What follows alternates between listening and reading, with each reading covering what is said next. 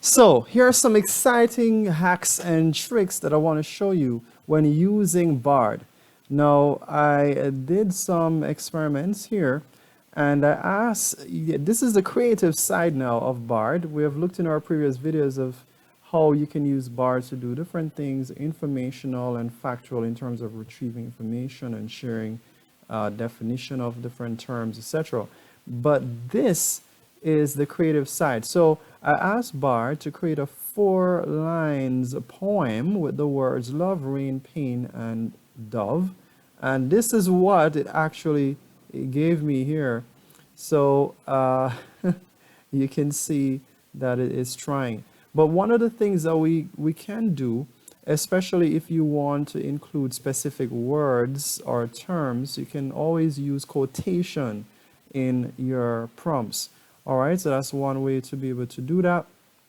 And something else that you can note that if you have created or if you have asked Bard to create something for you and it's not, the way you want it, you can actually regenerate or view additional drafts. For example, in this case, what I did, and just to share with you first of all, that Bard cannot actually create or draw original images. So I'd asked Bard to draw me a picture or a photo of horses in the clouds, and its reply was, I can't draw images yet.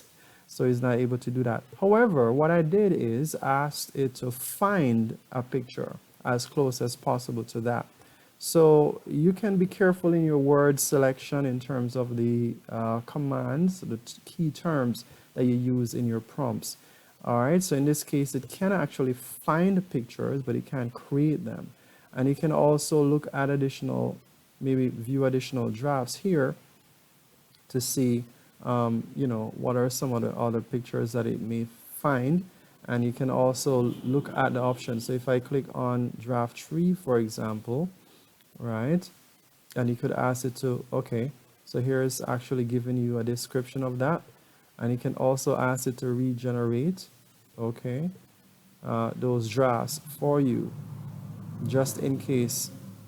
Right, here's another one. Okay, so this one probably looks closer to what I was hoping to see. All right, so this is pretty cool. So these are some of the things that you can do to get the most out of Bard as it relates to the creative side of Bard. So this one is good. I'm gonna give it a thumbs up. That's fine. All right. So I want you guys to go ahead and try to see how you can create your own, poems or songs or music or art using Bard. And let me know in the comments how that is working out for you. All right, thanks for watching. See you next time. Ciao.